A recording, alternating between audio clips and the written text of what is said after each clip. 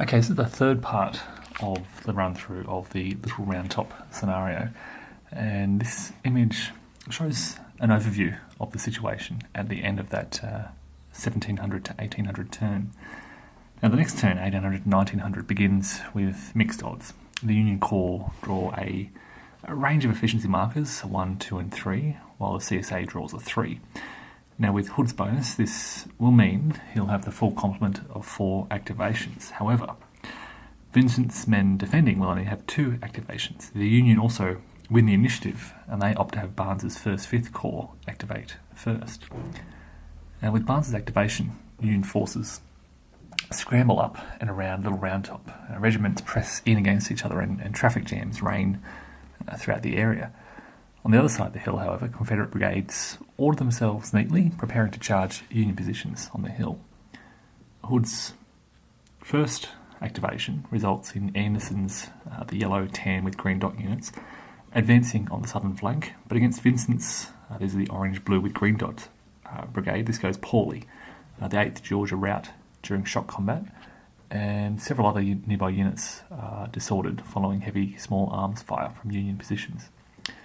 Anderson's failure in this area exposes his flank, and indeed the entire Confederate flank, to Union positions south of Little Round Top.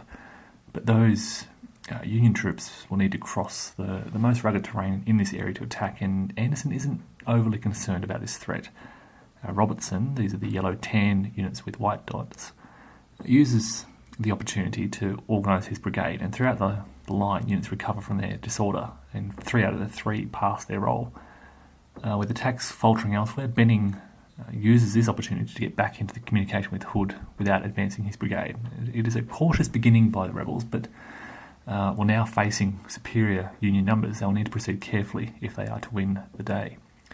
After 2 hours of delays, the Confederate artillery also finally finds its way to the scene of the fighting, and they set up a series of positions south of Huick's Ridge. Now, these aren't ideal firing positions, but they've delayed long enough, and from here, some of those guns will be able to fire on Union positions atop the Little Round Top. Immediately after Hood's activation, Barnes's division gets its second and final activation for the turn. Now, this is a little problematic. They're defending the heights of Little Round Top, and from this point on, they won't be able to respond to any of Hood's additional activations to come. On the plus side, however, it enables Tilton to move his brigade around to the north to enable fresher and stronger reinforcements to fill the gap and protect Vincent's brigade's flank.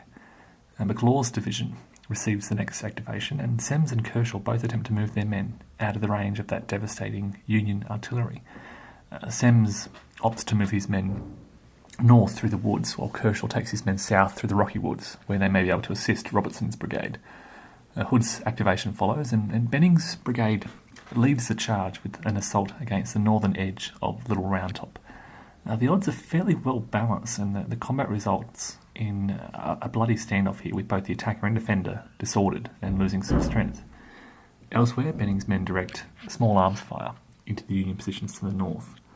Law, again, these are the yellow and tan with the yellow dot. Law follows by shifting his regiments about. Now, 2 have collapsed, and they are pulled out of the front line, and you can see them with the collapsed markers on them.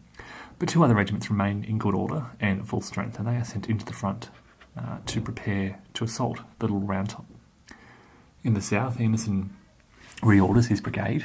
They are heavily disordered, and they will need everything in their favour if they hope to capture the Union positions ahead. So now is not the time to rush. Meanwhile, Henry's artillery finally gets into a decent firing position on the northwest edge of Big Round Top. Now, from now on, they'll be able to fire on those Union positions on Little Round Top as well. The final hour and a half of this day would be interesting, with so much Confederate artillery now up and in position. Robertson's brigade, still protecting that northern flank of this Confederate drive, directs small fire against Union positions, but at this range they have no effect. Now, Ayres's Union division is activated next, and in the far south, Weed's brigade experiences the Confederate woes. He advances against the southern flank of the Confederate positions up Big Round Top, but his 2 lead regiments are immediately disordered in the rough terrain. Day withdraws one disordered regiment from Little Round Top and replaces it with a fresh unit that then charges down the hill against the 2nd Georgia of Benning's Confederate brigade. Now, the Georgians, shocked by this bold attack, fail their cohesion check and they retreat away from Day's men.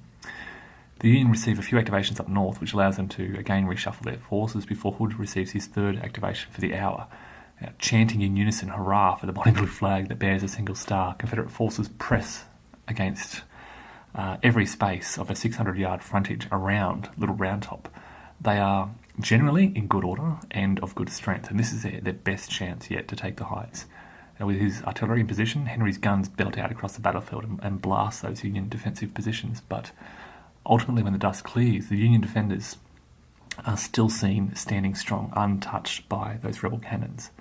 Then, in a bold move, Hood attempts to coordinate all infantry brigades of his division simultaneously. In the north, Robertson fails to receive the orders in time, but to the east, Hood succeeds in coordinating the advance of Benning, Law and Anderson. And so they join their men in the charge, and a clash of arms rattles out along the line. The 3 shock combats in the north by Law's and Benning's brigades result in standoffs. However, in the south, Anderson's men have more success. They push the Union forces well back and, in the process, expose the heights on Little Round Top. It is not without losses, however. One of Anderson's large regiments, the 53rd Georgians, they rout during the assault, but 2 Union regiments, the 16th and the 16th Michigan and 155th Pennsylvania, also rout on the other side. Both lines are now heavily disordered. The Confederates have certainly greatest strength at the line of battle, but Union forces, even when disordered, have reasonably high cohesion, and more importantly, they still hold that high ground and better defensive terrain. Plus, Union forces have a long line of reinforcements lined up and ready to provide support. Now, Hood's last activation marker immediately follows. Henry's guns once more fire upon Union positions on the heights, but again to no effect. Hood once more tries to coordinate his brigades, but in the heat of the battle, his brigade leaders cannot hear him. Benning's brigade leads the charge. In the north, his men call off the attack and reface to confront incoming Union brigades. But in the main attack further south, Vincent's 44th New York Regiment fails its pre-shock check, but passes its 2nd disorder check, and so they retreat off the heights. Cheering louder than ever, 2 Georgian regiments, the 2nd Georgia and the 15th Georgians, advance to the top of Little Round Top. Law's attack by the 15th Alabama is forced back by small arms fire from the 20th Maine, who continue to hold on to the heights. Further south, Anderson's men also force Vincent's defenders to fail their pre-shock cohesion check, and they advance around the southern edge of the Little Round Top heights. Now, at the end of this activation, the 20th Maine, historically, stands alone atop the Little Round Top objective, whilst Benning's 2nd Georgian and 15th Georgians hold the northern Little Round Top objective. A disorder really reigns throughout those units in the front line. Anderson has some ordered regiments close to the front, and Robertson's men are slowly shifting east to assist. But east of the Little Round Top, Union troops are really preparing to counterattack. In another interesting development, Benning's men on the heights are now in the direct line of fire of Union artillery pieces further to the east, who had previously all but given up hope of doing anything in this battle. Well, now here's an opportunity for them. Crawford's 35th Division activates next, and McCandless's brigade finally sees some action. After experiencing difficulty navigating the rough, woody terrain north of Little Round Top, they emerge from the trees to find the exposed flank of Benning's brigade, and they charge at it, forcing the defenders to retreat.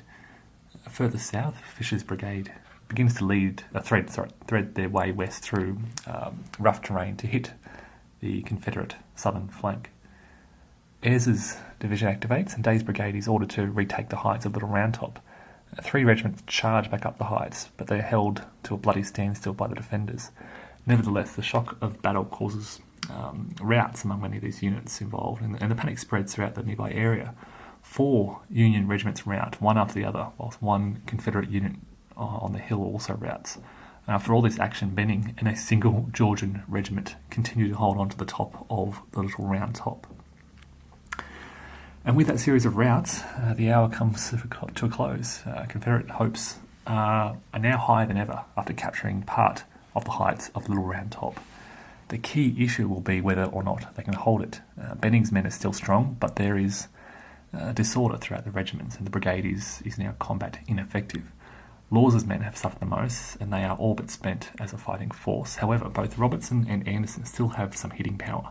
Robertson may be brought east to support Benning, whilst Anderson might make an attempt to capture the other half of the height of Little Round Top. And McLaws's advance has all but ground to a halt in the north, and Kershaw is moving towards the Devil's Den to support that main thrust. On the Union side, the biggest issue has been the problem of getting units into position at the front. Once a solid front line is formed, it is hard to get new or fresh units into the front to replace those that are damaged or disordered. Units of different brigades can't stack together, and in this terrain, movement is very slow. This means a very slow trickle of Union regiments are weaving their way to and from the focus of the fighting. Fisher's and Weaver's brigades have decided to avoid the hassle and move around the southern flank, but in doing so, they've been slowed down just as much by the difficult terrain, and they've now wandered a little too far from the focus of fighting around Little Round Top. There's still 1 hour to go, and certainly the battle hangs right in the balance. The Confederates need to capture the other hex of the heights of Little Round Top to win. The Union only needs to hold at least one of those two hexes, not both, to win. And this image shows the overall situation at the end of that 1800 to 1900 turn.